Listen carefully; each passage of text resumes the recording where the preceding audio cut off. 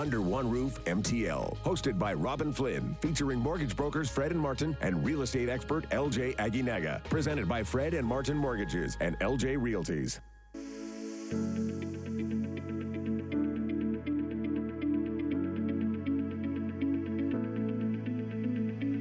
Good afternoon. It's 12:06 and this is Under One Roof MTL, where we are demystifying home ownership one episode at a time. My name is Robin Flynn. We're with you until 1 p.m. Joined in studio, as always, by LJ Aguinaga of LJ Realties. Hello, LJ. How you doing? Very good. Martin Spalding from Fred and Martin Mortgages. How are you, good sir? I'm very well. Thanks, Robin. Excellent. Let's start with our trivia question of the week before we dive into the huge news week. Huge news. Huge news week. This is brought to you by Felix and Norton Cookies. You can visit their store at the Blue Haven Shopping Center in DDO. If you're the first person to text in the correct response to 514-800, you will receive cookies from Felix and Norton delivered straight to your door. Not like today. Give us a week or two to actually get those cookies sent to you. The question is, what type of real estate ownership allows multiple individuals to own a fraction of a property and use it for a specific time period each year? If you think you know the answer, 514-800, and please do include your first name so that we can give you a shout out on the air. Guys, let's dive right in. As a variable rate mortgage holder, I was tap dancing this week. I knew you were going to go there. And I think you projected what you wanted the Bank of Canada to do for you. I was so hoping that Fred was going to be right on this one, that they were going to make the announcement we all wanted to see. Bank of Canada announced this week that they cut interest rates for the first time in 4 years. 25 basis points, not a huge difference. But to me, this is just a sign that we're moving in the right direction and that I can just relax a little bit. Things have been stable, but... Are we confident that this is the official turning point, LJ? Yes. Yes? I mean, it's a step in the right direction. Okay. Interest rates are coming downwards. Even if we stay stagnant here for the next 2-3 announcements, we're trending in the right direction, right? It was 4 years, even more, 4 years and like 4 months, without a decrease that we had seen since really March 2020. The fact that we've at least gotten a breath of fresh air is encouraging. The fact that the inflation data has been down pretty much since the beginning of the year has been very encouraging. We'll see what happens with container prices that have been increasing on us. But again, everything is trending in that direction. I think we're going to get to it in a little bit. There was a Bank of America article that's predicting, I think, 8 drops. Yeah, I think that's a pipe dream. I mean, I might tend to agree with you, but everything is pointing that rates are coming down. And I mean, Mr. Fred said it himself, 100 basis points by the end of the year, right? I know. Unfortunately, Fred is not with us this week, and because he'd be gloating right now. And it's actually a good thing he's not with us. But he was 100% right. I was 100% wrong. Mm-hmm. I thought we were going to wait until July. Yep. And I'm also doubting July right now. I think that there was an enormous amount of pressure put on the Bank of Canada to make a move in the month of June. I'm not sure if we're completely out of the woods. It'll be interesting to see how consumers react to this drop. And if they start spending again, then it might tick up inflation. Because inflation is between the 2 and 3, but we wanted it closer to 2. It's at 2.7 right now. Mm-hmm. But if we start spending again, it might tick up over 3 again. And then the Bank of Canada may have to pull back what they've done. There's also going to be a bit of offset there on the fact that interest rates are coming down a little bit. And even though we only saw 25 basis points, obviously, on the variable rate, fixed rates have come down a little bit as well over the last month, right? We saw that 5-year fixed rate on a insured mortgage about 4.74, which we hadn't seen in a while. And that 5-year rate on a conventional mortgage was about 4.99, which had been about 20 basis points higher for the bulk of the year, realistically. Actually, we saw a lender in the last couple of weeks, if you had a very good credit score, you could actually secure 469 5-year fixed. Wow. 469 wow. Yeah. Run. Go get that mortgage right away. Call Fred and Martin, because that is... But there was a big caveat to that rate, is that you had to have a credit score over 820. 820. That 820. You know what? For the first time... Perfect credit, basically. Well, perfect credit. Virtually perfect credit. Yeah.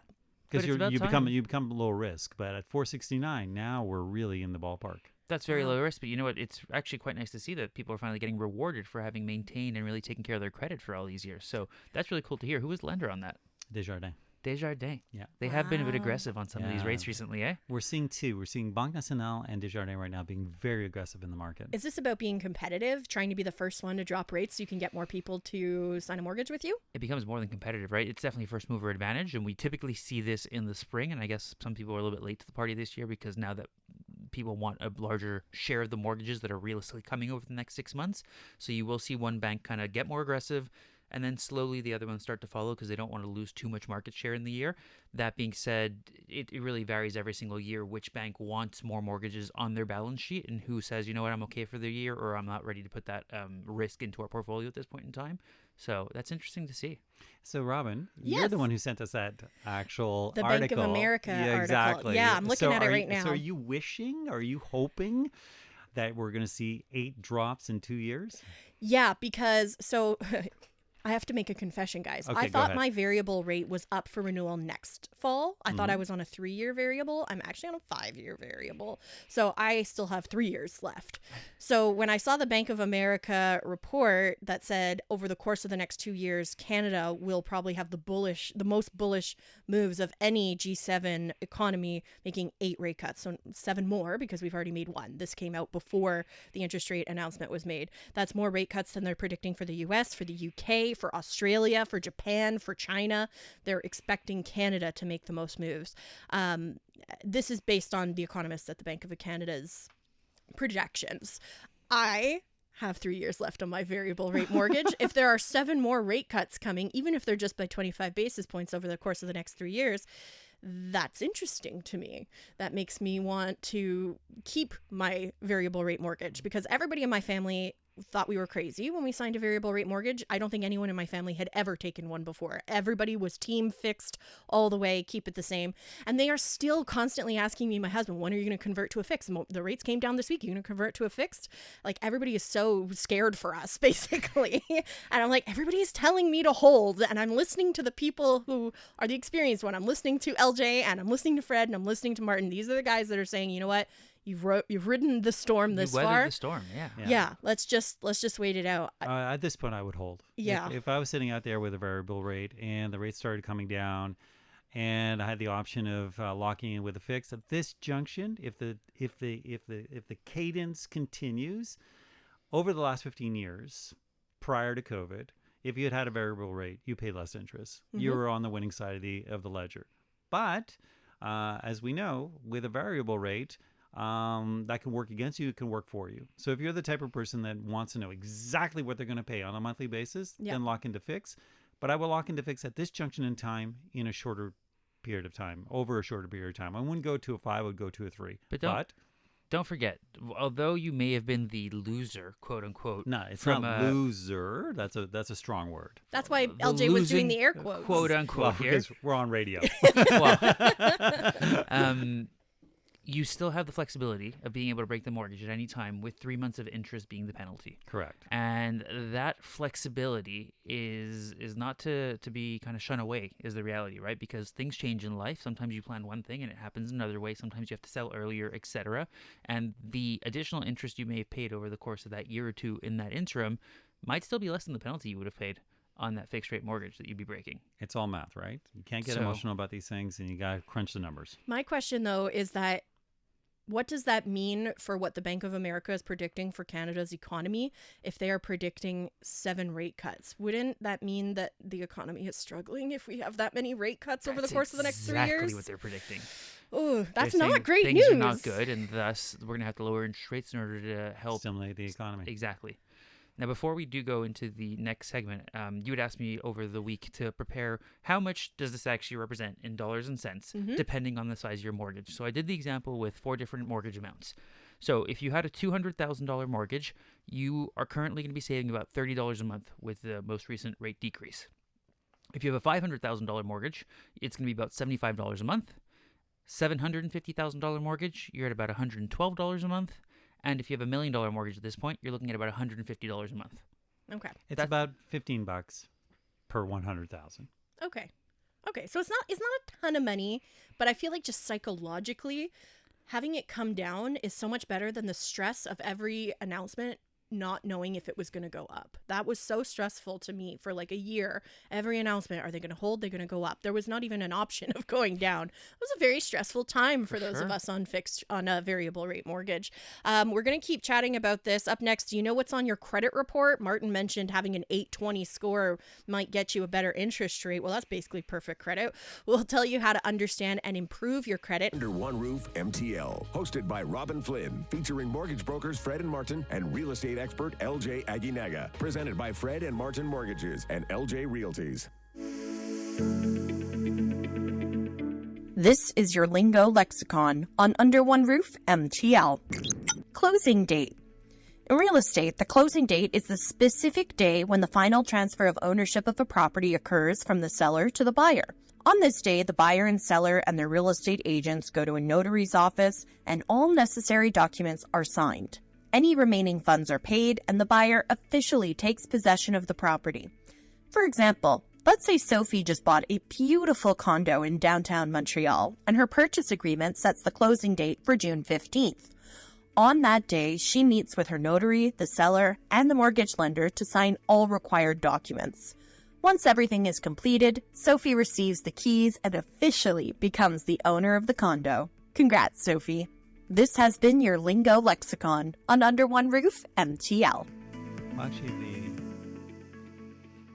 Hey, Martin is ready to jump in. I was ready to go. He wants to dive right in. Guys, we mentioned before we took the traffic break that we wanted to chat a little bit about credit. Fun fact about me, in a previous life, I actually worked for a jewelry company in their credit department.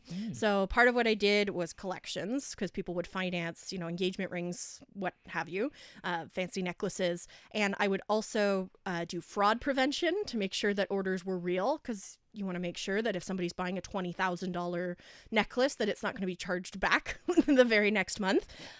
But for people who were financing, I had to look at their credit reports. So I was like 23 years old learning how to look and read a Equifax credit report. That's an excellent job. It was a lot of fun. It was really cool. I also got to talk to some celebrities, which was kind of neat. Like Forrest Whitaker was one of our big purchasers, and I had to call and verify it was really Forrest Whitaker, like that it wasn't fraud.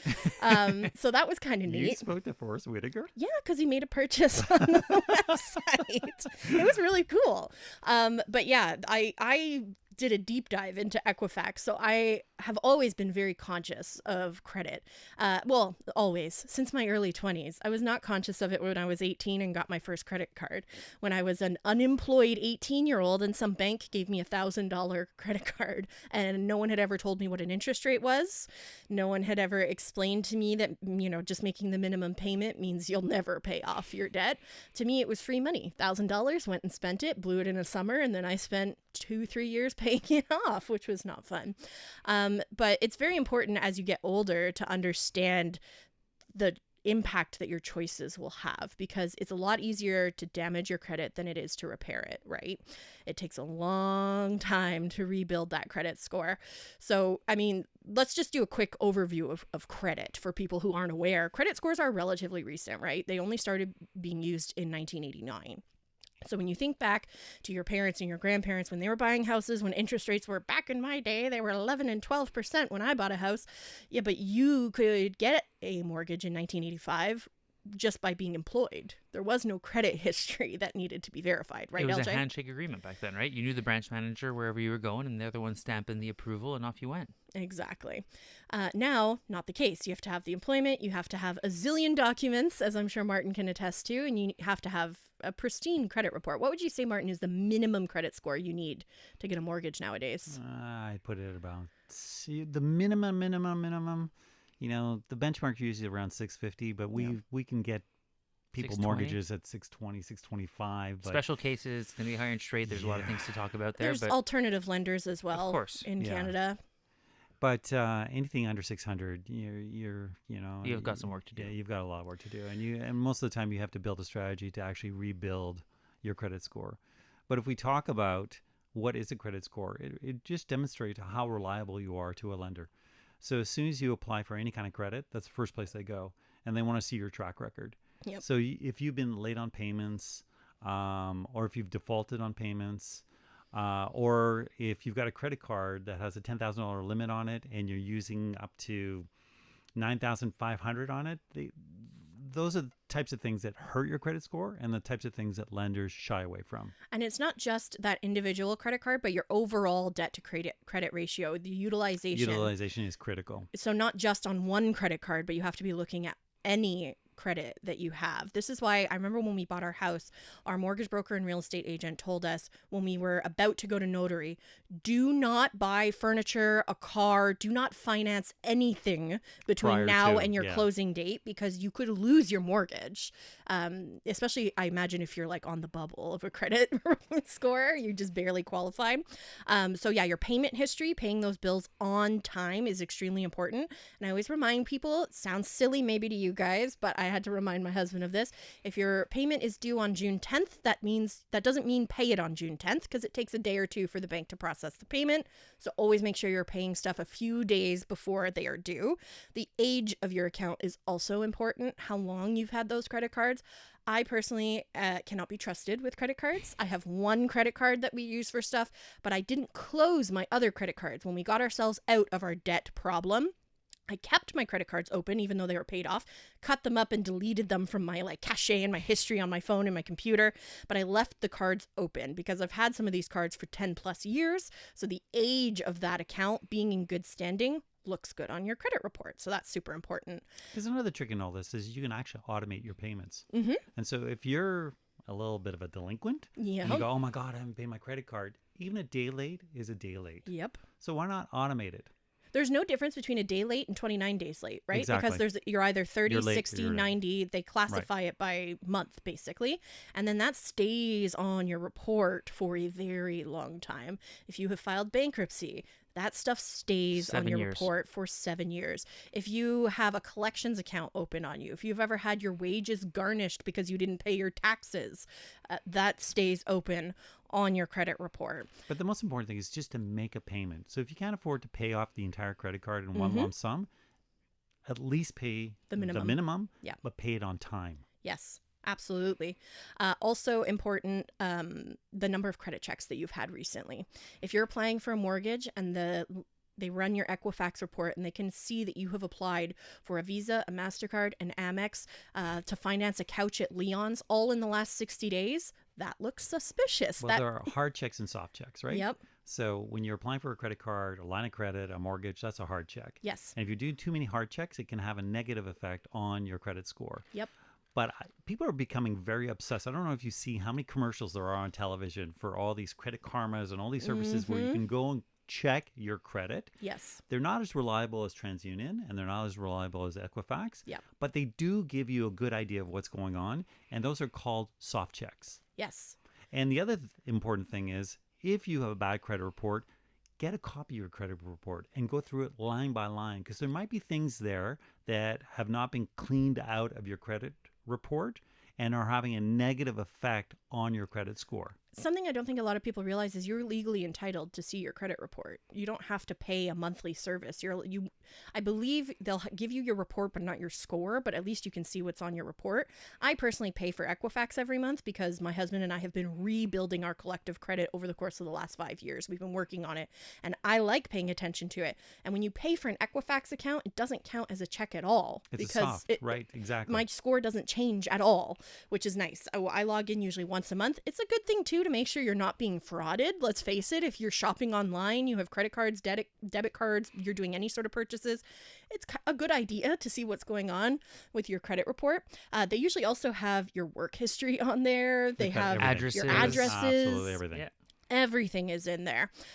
So if you are, the first step is find out what your credit score is and do it with a professional. But that's just it. Because, Martin, you mentioned taking it and going line by line. The reality is most people have never seen a credit report, don't understand it, can't read it. You know what an R1 and R9, et cetera, are like. When I'm saying going line by line, sit with someone who knows how to read the credit report. Exactly. Because it really is a foreign language. It's It is. super important. And that's really what's going to allow you to understand. And a lot of the times I've seen it over the last 16 years where it's been something trivial like a cell phone that you closed. And again, I'm going to use air quotes here because you had thought you'd closed it and that was it, but they still charged you for another 3 months, and you said, oh no, I'm not paying that, I canceled my line. But that debt of $350 has stayed with you, and it stayed on, And it's killed your credit score. and it's destroyed it. Because And it's funny, cell phones continuously is hurting a you. good example because we Yes. see that time and time again. That was exactly what was on my husband's credit report. It's An the old most cell phone. common. It happened to me. My sister at one point went to go study in La Gaspésie for an exchange during CEGEP, and Fido, who we were with at the time, didn't have coverage there, so we had to get her a Bell or Kudo. We actually got her Kudo line, right? So she was there for the semester, the 4 or 5 months, and used the line great. She got back. I said, okay, great. I called to cancel. I had canceled. They billed for 3 more months. I was like, no. I then had to go through customer service, go through a bunch of hoops essentially to get them to like, oh yeah, no, we found the recorded call. You're right, you did cancel. Let me get that off your report. And the last thing you want is a bill like that to be sent to collection. Because Yep. that also kills you. Exactly. And the longer you don't deal with it, the more it's sitting on your report and you're not aware of it. Because it's not going to go away. It just keeps hurting you. Every Exactly. month, it's bringing that score right down. Super helpful information, guys. You are a credit expert, Robin. Yeah, they're from back in the day. Yoda of credit. Yoda of credit. If you need help, hit me up. 514-800. I'll do my best New to help business. you. Yeah, exactly. Guys, still to come, what are bridge loans? We're going to turn to Martin for this. He is the expert. Oh. He is the expert on bridge loans. How do they work? We're going to find out. Under One Roof MTL, hosted by Robin Flynn, featuring mortgage brokers Fred and Martin and real estate expert LJ Aguinaga. Presented by Fred and Martin Mortgages and LJ Realties. This is the Mortgage Minute. What is a bridge loan? This is your Mortgage Minute. A bridge loan is a short-term loan designed to bridge the financial gap between purchasing a new property and selling an existing one. This type of loan allows homeowners to use the equity in their current home as a down payment for their new property. Typically, bridge loans have terms ranging from a few weeks to a few months, but not generally exceeding 1 year.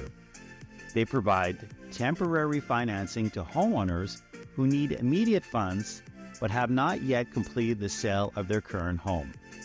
These loans are usually repaid in full once the existing property is sold.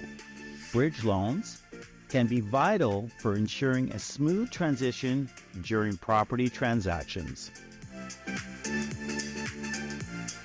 You are listening to Under One Roof MTL on CJD 800. I'm Robin Flynn with Martin Spalding and LJ Aguinaga. We are with you until 1 p.m. We're going to keep chatting about bridge loans, but before we do, I just wanted to let you know you can text in your questions. If you have any questions for LJ or Martin, you can text them into 514-800. We have a few coming in, and we are going to get to those right after we chat about bridge loans. That was a really good overview, Martin, of what a bridge loan is. But, in common practice, how are bridge loans typically used? Well, I'm going to actually throw it to LJ because I actually had to have a bridge loan when I sold my house. Okay. And the reason being is that I could not put a condition on selling my house when I was purchasing the next property. So I took a gamble because we found a house that we really wanted and we hadn't sold our house yet. And it got to the point where I got so close to the closing date, I hadn't sold my house yet, I had to bridge. Gotcha. And so, but I think that was 2 years ago in the spring when we were in the heyday right now, or back then, of selling and buying houses. And if you showed up with any kind of condition of sale or purchase, you didn't have a choice. You didn't have a chance because the house that we purchased, there were 14 offers and it was a bidding thing. So, it showed up on MLS on a Sunday morning. I called the agent, went by to see the house, and I said, well, we like it. My wife's going to come by and see it too. And then we're prepared to make an offer. He says, well, get in line and your offer has to be in by 5 p.m. on Wednesday evening. And I highly recommend there are no conditions attached to your offer. So hence I said, the house that we had at the time, I was pretty confident we were going to be able to sell it because everything was selling like hotcakes at the time. So I took the chance. I took the gamble and I lost. And so I got so close because it was a short sell because the gentleman that had sold us the house was moving into another house. It was a domino effect. So I was sitting there going, okay, what do I do? So I turned around at the time to a mortgage broker and I said, what do I do? He says, you need to bridge it. And I said, oh, what is a bridge loan? So I actually was learning what a bridge loan was. And I can tell you, we were really happy to get the house that we got. And we got a decent price for the house that we sold. But the bridge loan was very costly. And it was costly because I could not put the sale of my house as a condition on the purchase of the following house. So are those conditions gone? I think we have three things to unpack there. So let's go step by step here. Well, I was a little long-winded. It was a good story. So the first part I want to unpack is, yes, we are now able to make offers that are conditional on the sale of a home. We've done a couple of them recently. People are a lot more open to it. As rates do start to come back down, we're expecting that to be a thing of the past again, obviously, because sellers are going to want more competitive offers and they're not going to want to wait around for buyers to potentially sell their properties. So as of today, yes, we can still do it, but it's obviously a question of, I mean, if somebody comes in without a conditional offer, they're going to realistically have a better chance of securing the property than somebody with a conditional offer. The second thing is that you didn't take a bridge loan. If I remember correctly, you took... It was a collateral loan on both properties. Exactly. So, I mean, I was using, because my situation was a little bit more complicated than a typical bridge loan, but it falls within that. You needed to bridge a gap. Well, I had to bridge a gap, right? So, because in a traditional bridge loan, the bank isn't going to give you a bridge loan unless you've actually sold your property, and we're really working with a delay thing. So the buyers of your house only want it maybe a month or 2 months maximum after the day that you're supposed to close on your future property, and you need to bridge a gap, but you've already gone through the paperwork, inspection, due diligence, all conditions have been waived except for the signing of the act of sale at the notary, and you need to cover this time period, at which point you go with the bank. The bank gives you a bridge loan, which is more expensive, but only about 2% more expensive than it's all your traditional rate right now. So obviously securing the home for 2% more for that 2-month period is quite reasonable. Having to go through, taking the risk, obviously, the gamble that you did, and then having to go through that route can be more expensive and prove to be in your case, obviously. But I think we just have to make sure we're separating your traditional bridge loan, which is an option to help people bridge a gap between two closer dates, and writing an offer on a property while you haven't sold yet, and then being prepared to have to go into your pocket to obviously cover the spread. Because the big caveat in this story that I just told is that when we purchased the house and we approached closing, I did not have a buyer yet for my house, and so I was not looking to bridge. I actually had to take basically a lien on both properties, and I had to bridge until I had the proceeds of the sale of my house to pay for the purchase of my new house. And so that's what made it very complicated, and it was actually a private loan. It wasn't a bridge loan. But these are the types of things that can happen to you when you're in that kind of competitive market. You need to be careful, and thankfully there was enough equity in the houses that it wasn't at the end of the world, but it was an expensive endeavor. You know what, though? This is something that I wouldn't have even considered. Like, in that situation, if I wasn't working with an expert like Martin and Fred, oh, that feels weird. Fred and Martin. Doesn't it flow better, Fred Martin? It just does. It just does. I would have just been like, oh, I guess I lose out on that house, and would have moved on and kept looking. But being able to work with people who actually know what your options are and can explain them to you is a huge advantage for home buyers, right? I have a question for you, LJ. Martin was mentioning that there were like no conditions that you were allowed, and the real estate agent was like, get in line, get the offer in by Wednesday at 5, no conditions. Is this a tactic that some real estate agents use to sort of create false interest in a property? Like, are they saying this when they don't have a ton of offers already on the table? Look, misrepresentations are illegal, falls under the category of fraud. They're putting their license at risk. There are 16,000 brokers in Quebec. Can I say that nobody's ever used a terrible tactic or a fraudulent tactic in order to try and do a better job for their sellers or inflate something? I mean, people have unfortunately lost their licenses recently due to stuff of that nature. So has it happened 100%? Do I believe in it or do I encourage it? By no means. It's illegal. It should be that way. During the COVID period, or even the pandemonium almost that we saw of the real estate market at that time, it was a lot more common practice to see less conditions. Now, even during that period, for our buyers, we still encourage them to inspect, except for the few cases where the sellers provided us with an inspection report that was quite recent and gave us confidence, assuming we knew the inspector and assuming we believed that it was a good report. Mm-hmm. But in general, we were okay losing properties to make sure that we weren't going to be in this kind of fumbling of the market, obviously, after the fact. Now, the reality was, obviously, if you did want to be transparent and there was going to be 14 offers like there was in this case, it's kind of like, hey, it's the Wild West right now. I mean, you can put whatever you want. I'll draft the offer however you ask for it. But if you want to be competitive, you're probably going to have the least amount of conditions as possible. And that's the reality with anything, right? Whenever you're in a multiple offer situation, the less conditions you have, the better chance you have of getting the property. Is it the safest play? Probably not. Is it a reality sometimes when you've lost out on 9 or 12 homes already and this is the 13th one and you really want to make sure you secure this property? We've seen people do that as well, right? So we can only encourage best practices.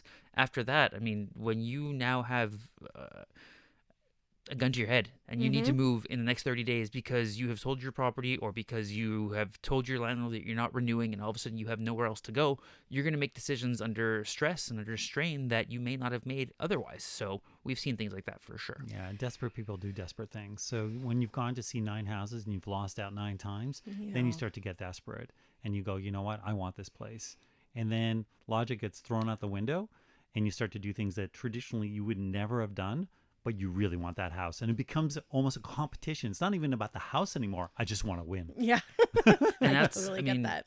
part of that example is almost we've seen clients, especially when you have critical life events. Let's say somebody is pregnant, expecting, and you started the process when they had 9 months and now they have 2 months. And all of a sudden they really want to make sure they have a nice, secure, safe home to bring this baby into the world. Or a job change and all of a sudden they don't have any more time. They've run out of time with the Airbnb or the temporary housing, etc. Right? So there's all these factors that really affect people's judgment and timelines where a lot of the time we're telling people, hey, you know what, just take on a new lease for 12 months. You're going to be able to do a lease transfer. Let's remove that stress to make sure that we're making the best decision possible and not just making a stress decision in the heat of the moment. See, again, this is why it pays to work with experts. With experts, someone who's a calming presence like LJ who can make suggestions like, hey, just get another lease. We'll do a lease transfer. No big deal. You make me feel relaxed right away. Now I'm 2 months away from giving birth and ready to rock. Under One Roof MTL, hosted by Robin Flynn, featuring mortgage brokers Fred and Martin and real estate expert LJ Aguinaga. Presented by Fred and Martin Mortgages and LJ Realties.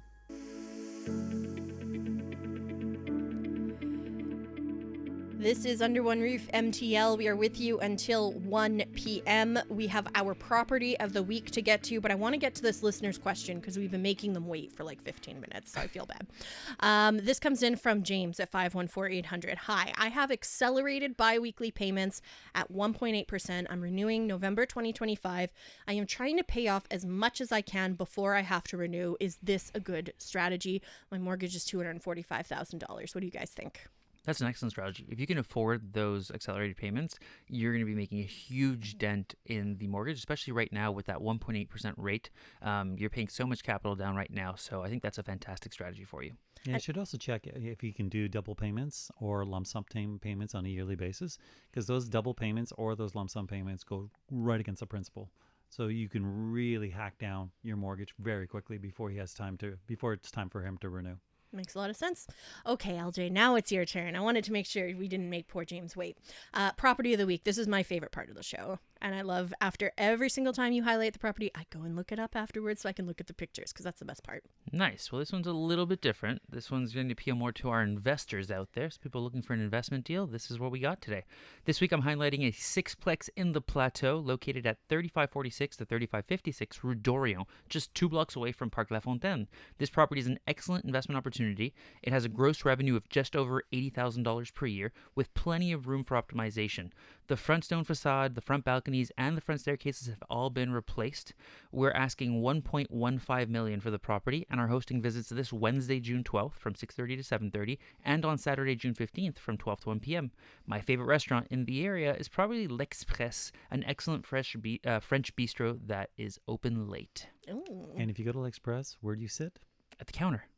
Absolutely. Whenever there's the option to sit at a counter, you got to sit at the counter. I'm a counter guy. Yeah. Counter. And if you are a bar goer, sit at the bar. Sit at the bar. Same Can thing. I bring something up, though? Sure. You know who's really good at financing revenue properties? Who? He's not here today. Fred. Yeah. Fred No, Pichette. he's really, really good. So obviously he's my partner. Yes. But I've seen him get financing for revenue properties that most mortgage brokers don't know how to do.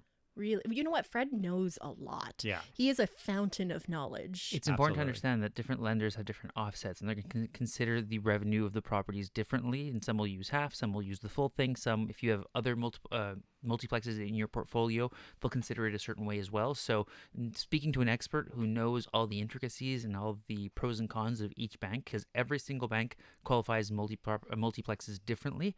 And obviously some will go to 6 doors under residential, some will go to 8 doors under residential, some will allow more. There's a lot to learn about that, and it's super important to speak with an expert. Yeah, these deals get really complicated, especially if you've got multiple properties and you're looking to use equity from one to purchase the next. The files get very complex, and if you're dealing with someone who doesn't have the experience of a Fred, more than likely he's going to turn around and say, or she's going to turn around and say, I don't know what to do. I don't know how to do it. Or it can't be done is what they'll usually say. Be done, yeah. Because they don't like to say that they don't know how to do it. The more common answer is, oh, no, that's just not going to work. That's not possible. Are you saying that mortgage brokers are vain? I think humans are vain. Humanity doesn't like to admit when it's wrong, right? Can I bring up a topic? Of course. Always. I mean, the start of the race is at 2:00. It is. We've been who's going to watching win this the race? prep all day. It is Grand Prix weekend, after all. You know, and we are live. Yes. And so who's going to win this race? Historically, Hamilton does well in Montreal. Yeah. As much as he's not starting super high today. I mean, there's obviously the classic Verstappen. He's been a force to be messing with for the last 3 years now. So who's good in the rain, though? He's classic. But if you go back in the day, again, Yoda of rain was Schumacher. Sure. So who is the Schumacher of today in the rain? It would have to be the most experienced, most talented racer. Which is? Lewis. I think that he's got a pretty good shot at it. If it is raining, I don't know that we're going to have much rain during the race. I think the rain is at this point subsided, based at least what the Weather Network told me this morning. Okay. So I think that it will be a dry race, and if that's the case, then I think Verstappen has a pretty good shot at it. You know who's pretty good in the rain is Lance. And it would be good for Lance to have a good finish in Montreal. Would be great. Lance Stroll? Yeah, Lance Stroll. How old is he now? I remember when he first came on the scene, we had him on the air with Aaron Rand. He was like 15. I was like, you're not even legally old enough to drive. How are you? 25 years old now. I mean, they're all kids anyway, so. Wow. Yeah, the chance of rain this afternoon is only 35%. So are we saying max then? Is that what we're saying? I mean, I hope not, because I'm a Mercedes guy, so I'd love to see you, Russell or Lewis win. Yeah, but we'll see. Okay. Trivia question of the week. I want to make sure we get our answer in. What type of real estate ownership allows multiple individuals to own a fraction of a property and use it for a specific time period each year? Tons of people texted in the correct response, but Connie in Kirkland was first to say timeshare. Timeshare is the correct response that you were looking for. So Connie, be on the lookout for some cookies from Felix and Norton. They'll be delivered straight to your door in beautiful Kirkland. Guys, that's pretty much it for us this week. We're up against the clock. It's almost 1 p.m. Race is at 2 p.m. Things are just moving very quickly this Sunday. But before we wrap up, a reminder that Under One Roof can be heard live every Sunday at noon right here on CJD, and it's available as a podcast everywhere you get your podcasts. iHeartRadio, Spotify, Apple, wherever you want to go. LJ, where can people go to get in touch with you? You can go to my website, ljrealties.com. You can also check me out on Instagram, YouTube, TikTok, Facebook, and X, formerly Twitter. My handle is LJ Aguinaga, or for more information on our listings and real estate team under the handle LJ Realties, feel free to call or text at 514-500-4040. Also, don't forget that we offer property management services as well through the company Dr. Plex. If you have a property that you no longer want to handle yourself or that you'd rather an expert optimize for you, feel free to reach out. You can reach out to us at 514-709-6397. You'll speak to our property manager, Terry. And yeah, that's what I got. Excellent. Martin, where can people reach you and Fred? We'll keep it simple. FredandMartin.com. Are you saying LJ is not keeping things simple? FredandMartin.com. Too many options over here. Perfect. Our thanks to Dario and Master Control for keeping us on track. If you missed anything, as I said, check out the show in its entirety online. Visit our website, underoneroofmtl.com. For LJ, Fred, who's not here today, and Martin, I'm Robin Flynn. This has been Under One Roof MTL. Under One Roof MTL, hosted by Robin Flynn, featuring mortgage brokers Fred and Martin and real estate expert LJ Aguinaga. Presented by Fred and Martin Mortgages and LJ Realties.